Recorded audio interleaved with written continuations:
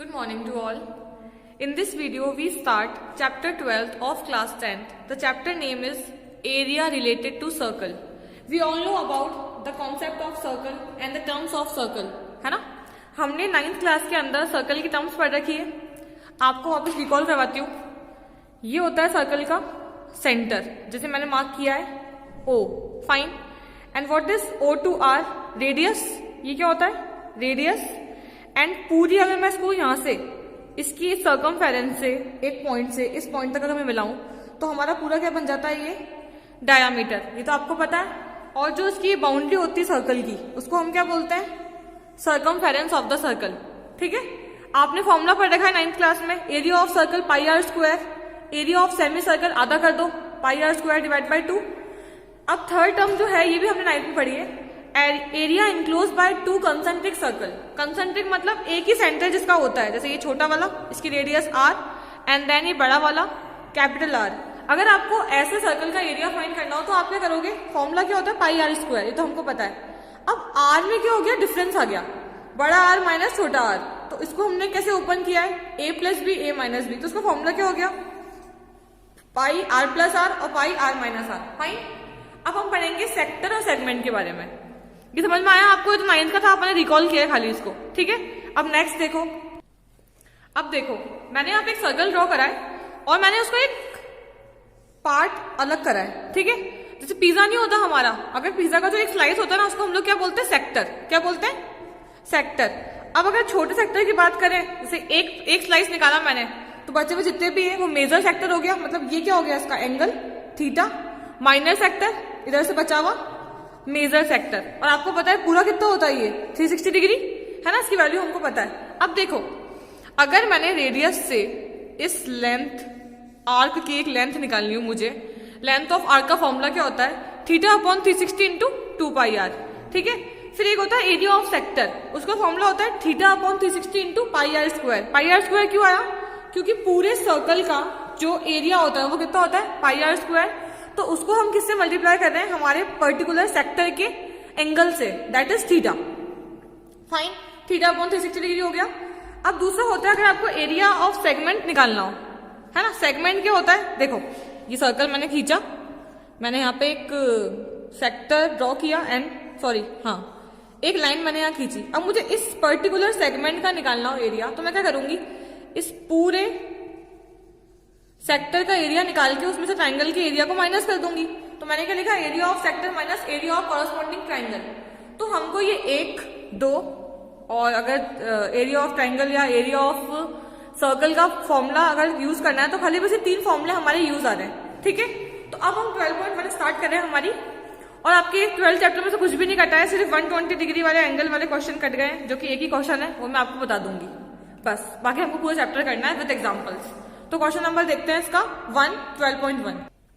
Question number 1 is the radii of 2 circles are 19 centimetre and 9 centimetre respectively. Find the radius of the circle which has circumference equal to the sum of the circumference of 2 circle. सबसे पहली बात, आपको नए circle की radius निकालनी है, मतलब आपको आर फाइंड करना है. आपको गिवन क्या है? आपको दोनों सर्कल की रेडियस गिवन है, तो हमने उसको रेडियाई वर्ड यूज करा है, that is the plural form of radius. Fine. 19 centimetre and 9 centimetre respectively. और हमें फॉर्मूला कौन सा यूज करना है? इसने हमें कौन सी लाइन दी है कि सर्कमफेरेंस गिवन है इसको, कि find the radius of circle which has circumference equal to the sum of circle. इन दोनों के सम के बराबर सर्कमफेरेंस नए वाले सर्कल की होनी चाहिए. अकॉर्डिंग टू क्वेश्चन, सबसे पहले ATQ, नए सर्कल की सर्कमफेरेंस कितनी जाएगी? 2 पाई आर. इसको बड़ा करते हैं अपन, मतलब कैपिटल R लिखते हैं. क्यों? क्योंकि दोनों को मिला के बनेगा. एंड इनके respectively 2 pi r plus 2 pi r. सही है, क्योंकि सर्कमफेरेंस के बेस पे पूछा है उसने क्वेश्चन. अब क्या हो गया answer? 2 pi r equals to, यहां से कॉमन क्या आ गया? 2 पाई 19 प्लस 9. 2 पाई से 2 pi cancel. So simple question. 19 plus 9 कितना होता है? 28. हमारा आंसर कितना आ गया? 28 सेंटीमीटर. इजी है. अब क्वेश्चन नंबर 2 देखो. क्वेश्चन नंबर 2 सेम है.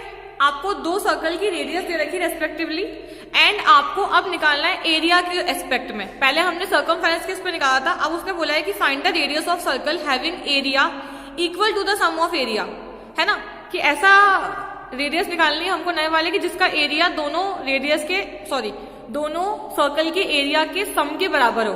ठीक है, तो अकॉर्डिंग टू क्वेश्चन हमारा जो नया वाला बनेगा ना वो बनेगा पाई आर स्क्वायर, और जो पुराना वाला है उसके अकॉर्डिंग हमें गिवन रेडियस कितनी है, अपन R1 R2 कर सकते हैं, तो हमें गिवन है 8 एंड 6 सेंटीमीटर रेस्पेक्टिवली। ठीक है, अब क्या होगा भाई, pi R1 square plus pi R2 square, ये होता है pi are square, pi are square, pi common ले लिया तो यहां पे क्या हो रहा है, R1 का स्क्वायर प्लस R2 का स्क्वायर, पाई से पाई कैंसिल, R1 का स्क्वायर कितना आ रहा है,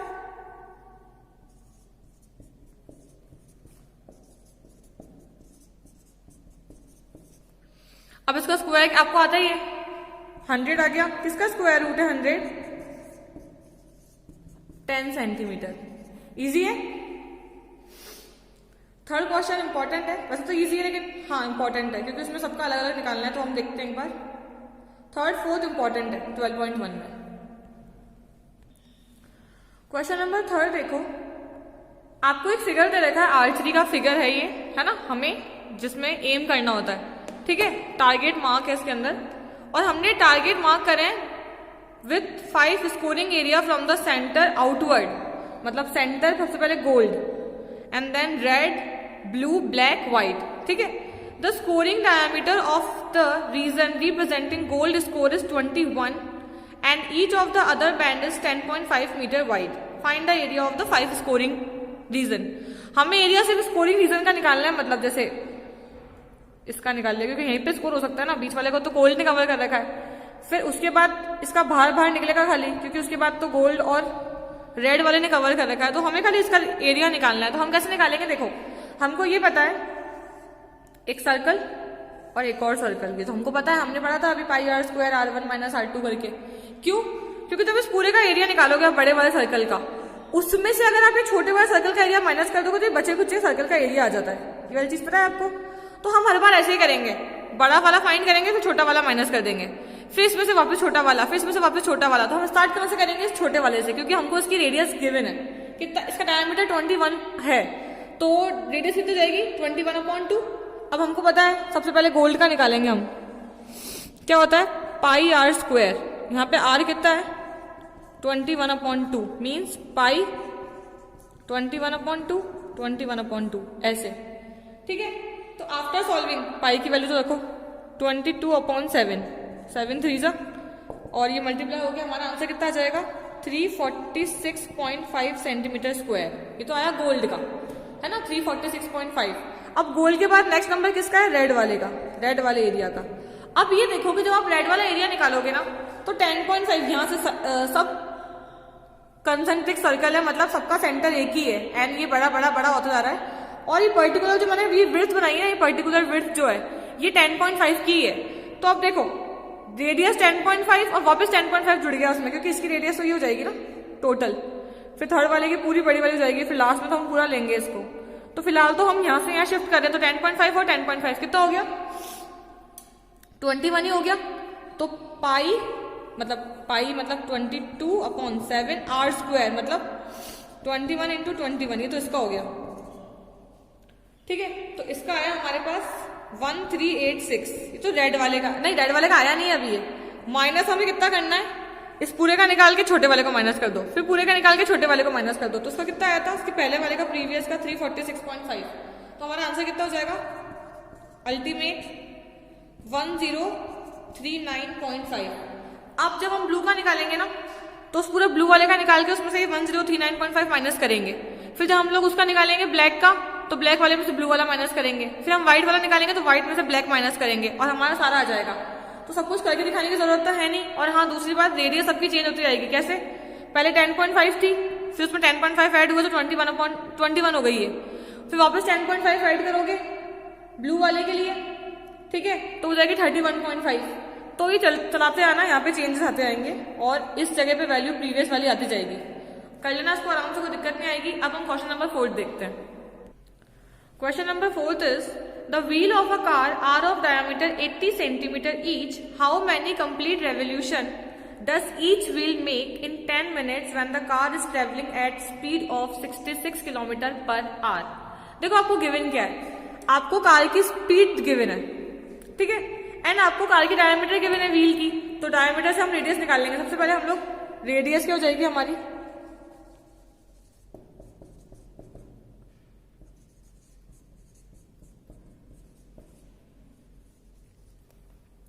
40 centimetre.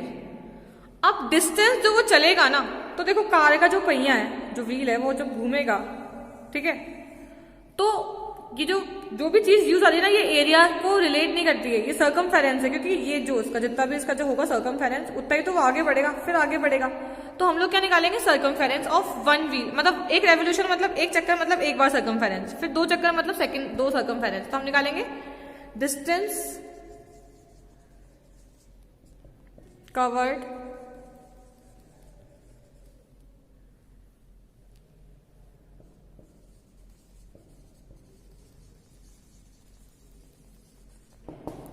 In 1 revolution equals to 2 pi r. तो उसके अकॉर्डिंग कितना हो जाएगा हमारा 2 pi and what is r 40, ठीक है। कितना आ गया हमारा ये 1760/7। मैंने मल्टीप्लाई कर लिया इनको।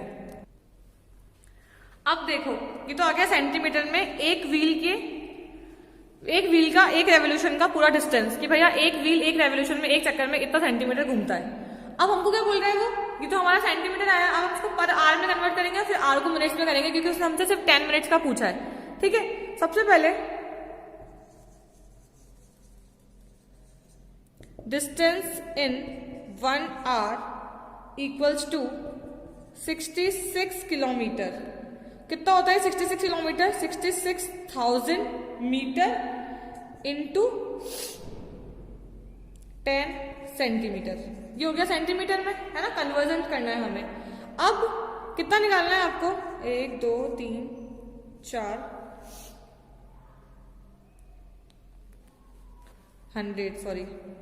5/60 इंटू 10, क्योंकि 10 मिनट्स का निकालना है हमें। टोटल डिस्टेंस कितना जाएगा हमारा 1 2 3 4 5, उल्टा हो जाएगा ये 7/1760। और जब आप इसको सॉल्व करोगे ना, तो ये वैल्यू पूरी सॉल्व हो जाएगी, होल नंबर मिलेगा आपको 4375। ये निकला number of revolution.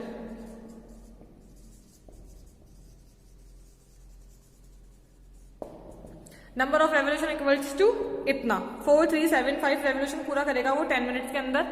Fine, important question है ये। 5th वाला टिक द करेक्ट आंसर है, आराम से आपको ऐसे इजी है कि if the perimeter and area of circle are numerically equal then the radius of circle is 2 आएगा, क्योंकि दोनों इक्वल है, जो वैल्यू कटेगी उससे काट लेना। हमने 12.1 खत्म कर ली है, ठीक है। अब हम नेक्स्ट वीडियो में 12.2 स्टार्ट करेंगे। सेम बात, एग्जाम्पल करना कंपल्सरी आपके लिए, एग्जाम्पल्स करके खड़े, ठीक है। Thank you, have a good day.